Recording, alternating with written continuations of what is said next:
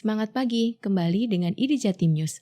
Kali ini kita akan membacakan tulisan dari Dr. Sukman Tulus Putra yang dengan judul Dokter Asing Untuk Siapa dan terbit di Media Indonesia pada hari Senin 21 September 2020.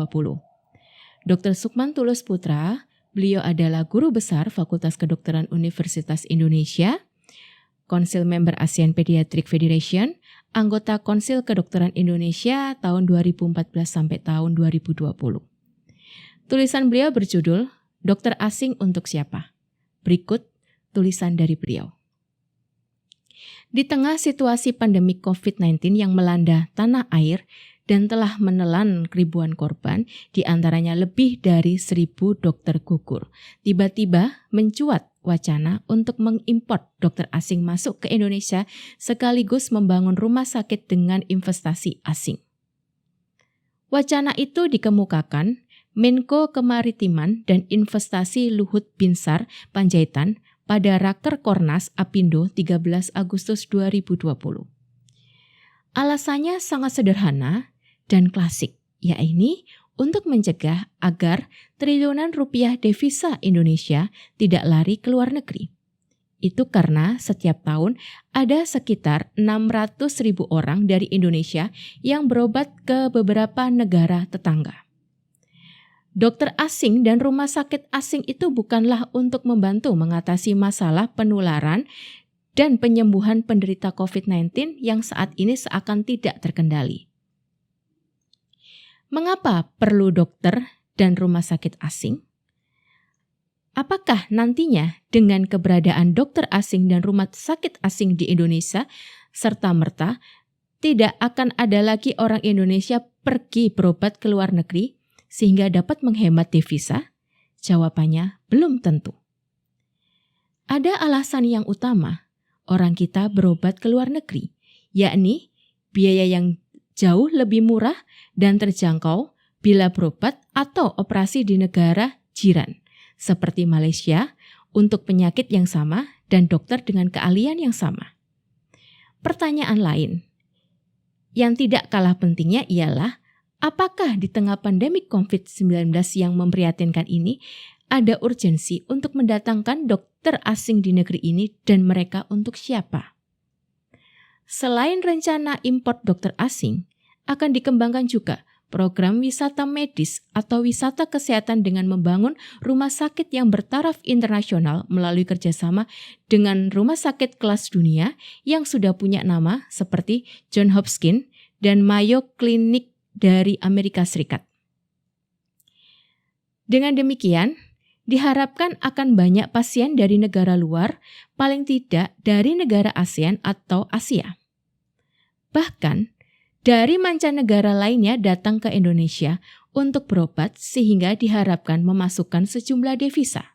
Dokter asing yang akan didatangkan harus mempunyai kualifikasi spesialis ataupun subspesialis yang memang tidak ada atau langka di Indonesia. Namun tetap saja dalam situasi sekarang ini ada berbagai pernyataan pro dan kontra terhadap rencana itu yang muncul dari berbagai pihak. Dr. Daeng Fakih, Ketua Umum Pengurus Besar Ikatan Dokter Indonesia, menginginkan pemerintah agar saat ini untuk memfokuskan upaya-upaya terkait dengan penanggulangan pandemi COVID-19 yang telah menelan banyak korban termasuk dokter. Itu lebih penting ketimbang memikirkan impor dokter asing atau membuka investasi luar negeri untuk membangun rumah sakit di beberapa kota besar di tanah air seperti di Medan, Jakarta, dan Bali. Dr. Adib Kumaydi, spesialis ortopedi, Ketua terpilih PBID, menyarankan untuk melakukan pembenahan terlebih dahulu secara menyeluruh masalah distribusi dokter yang jumlahnya sudah mencapai sekitar 180.000 orang yang selama ini mengalami permasalahan penempatan yang tak kunjung selesai. Permasalahan ini perlu negara diatasi karena tidak sedikit masyarakat di daerah perifer dan terpencil serta di daerah perbatasan kekurangan dokter dan tenaga kesehatan lainnya. Mereka sejak lama mendambakan kehadiran dokter Indonesia, bukan dokter asing. Demikian pula peningkatan kualitas pelayanan kesehatan di rumah sakit dan puskesmas harusnya menjadi prioritas utama. Di sisi lain, kelompok yang setuju mengatakan bahwa keberadaan dokter asing yang mempunyai keahlian tertentu akan memacu peningkatan keterampilan dan pengetahuan dari dokter Indonesia. Itu karena diharapkan akan terjadi transfer of knowledge and skill dalam bidang kedokteran yang pada akhirnya sangat berguna dalam pelayanan kesehatan masyarakat. Artinya, kehadiran dokter asing dengan keahlian tertentu merupakan peluang bagi dokter Indonesia untuk mengembangkan ilmu, keterampilan, dan penguasaan teknologi kedokteran. Kedua, pendapat itu memang rasional, namun dalam situasi mencekam, menghadapi pandemi COVID-19 saat ini seyogyanya kerja keras dan sungguh-sungguh oleh semua pihak, khususnya pemerintah dan kalangan profesi medis, fokus tertuju pada penanganan pandemik yang telah menelan ribuan korban. Kehadiran dokter asing dengan kualifikasi tertentu memang sepintas kelihatannya cukup menarik dan menjanjikan, khususnya bagi pasien-pasien yang mampu.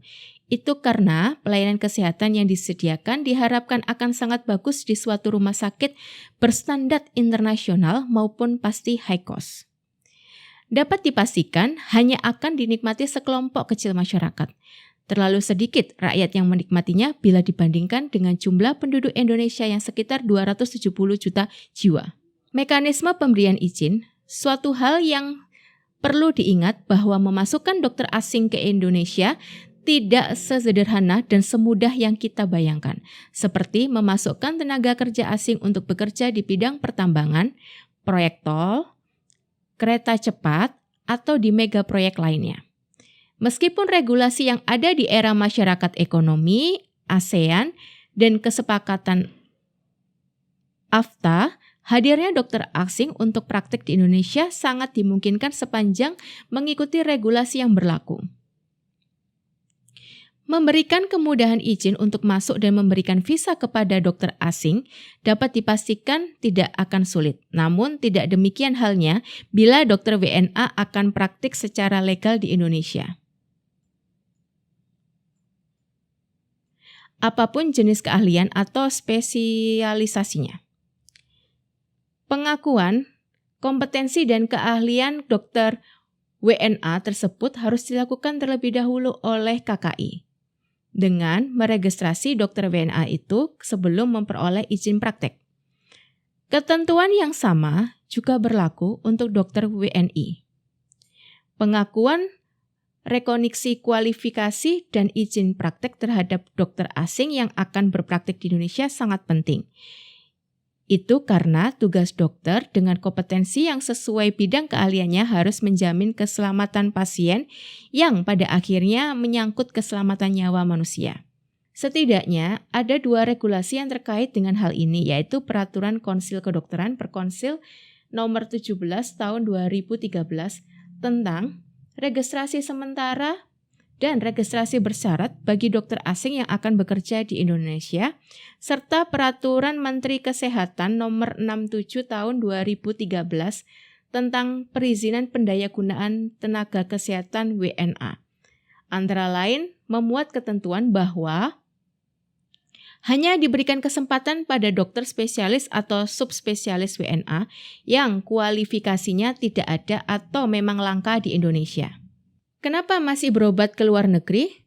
Beberapa jenis prosedur atau tindakan medis pada pasien-pasien yang berobat ke luar negeri mengikuti wisata medis yang umumnya meliputi bedah kosmetik, bedah jantung, transplantasi organ seperti ginjal dan hati, serta bedah ortopedi. Selain itu, banyak juga terkait dengan bedah spesialisasi lainnya. Semua tindakan dan prosedur kedokteran itu sebenarnya sudah banyak dikerjakan dokter ahli Indonesia dengan hasil yang baik. Ada tulisan menarik hasil penelitian Victor Bangunmulia, Politeknik Bali, dan Irfan Afif Abdul Fattah dari University Science Malaysia, Penang, Malaysia, berjudul Factors at Treating Indonesian Medical Tourists on Penang yang dipublikasikan dalam suatu jurnal African Journal of Hospitality, Tourism and Leisure pada tahun 2020.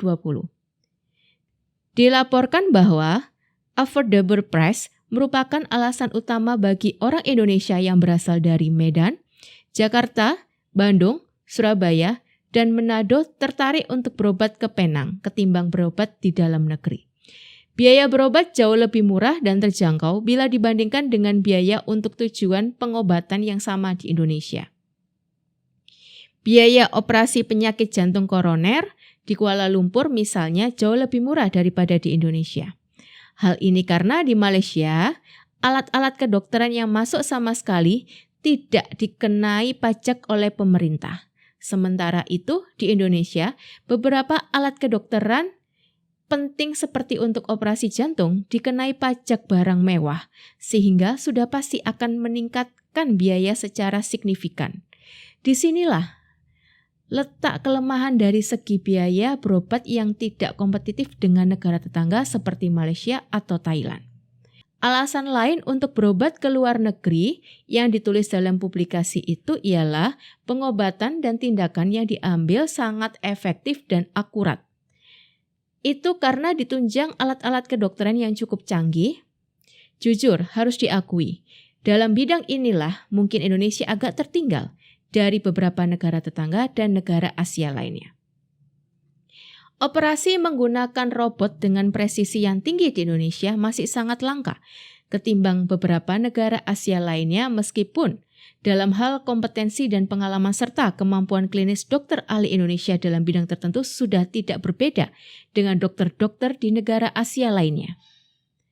Penggunaan dan penguasaan teknologi maju dalam bidang kedokteran dan pengadaan alat-alat kedokteran canggih memang sudah waktunya ditingkatkan di Indonesia, yang tentunya harus mendapat dukungan dari berbagai pihak terkait. Lantas, apakah cukup dengan mengimport dokter asing dan membangun rumah sakit asing? Jawabannya pasti tidak. Banyak faktor yang perlu dibenahi segera dalam pelayanan kesehatan di negeri ini, meskipun tidak ada yang salah untuk mengimport dokter asing. Namun, pemberdayaan dokter ahli dalam negeri yang telah mempunyai kualifikasi dan kompetensi tidak berbeda dengan dokter asing harus ditingkatkan sehingga pada akhirnya dokter kita dapat mengambil peran yang signifikan dalam memberikan pelayanan kedokteran dan kesehatan yang bermutu untuk dapat bersaing dengan negara luar. Akhirnya, setelah dipandang dari berbagai aspek seperti uraian di atas, pengembangan pelayanan kedokteran dan kesehatan dengan konsep wisata medis atau wisata kesehatan seperti yang ada di negara jiran memang sudah terasa diperlukan untuk dikembangkan di negeri ini. Namun, ada hal yang lebih penting dan mendesak saat ini, yaitu memenangi peperangan terhadap musuh bersama, yaitu COVID-19. Semoga. Sekian, terima kasih dari ID Jatim News.